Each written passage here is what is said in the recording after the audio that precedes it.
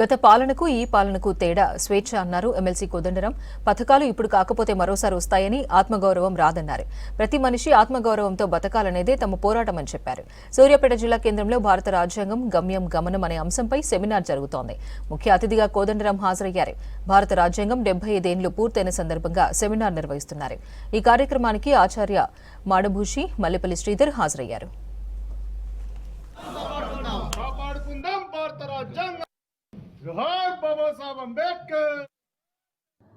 ఈ రాజ్యాంగం వాస్తవానికి ఇది స్వాతంత్రోద్యమం నుంచి పుట్టింది. ఆ స్వాతంత్రోద్యమంలో జనించిన విలువలన్నీ కూడా ఇందులో అక్షరబద్ధమైనవి. అట్లాంటి ఒక గొప్ప రాజ్యాంగం ఇది. ఒక విలక్షణమైనటువంటి అంశం ఉంది దీనికి.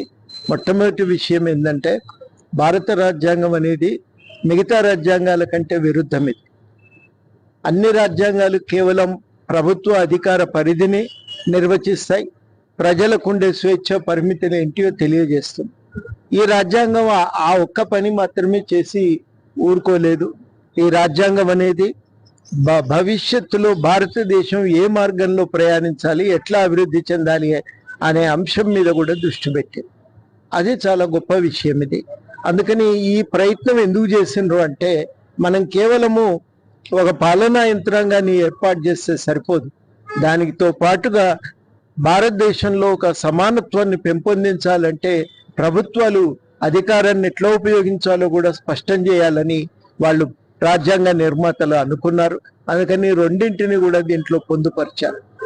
ఈ రాజ్యాంగం చాలా స్పష్టంగా ప్రజలకు ఉండే స్వేచ్ఛను తెలియజేస్తుంది.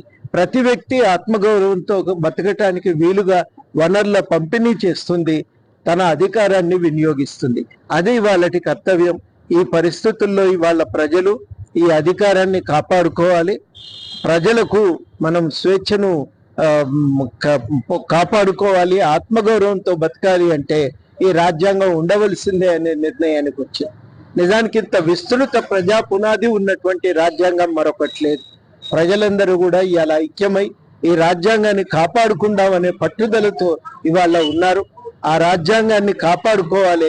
ఆ రాజ్యాంగాన్ని కాపాడుకోవటం మాత్రమే కాదు, ఈ రాజ్యాంగాన్ని ఆచరణలోకి తెచ్చుకోవాలనే పట్టుదలతో ప్రజల్లో ఉన్నది.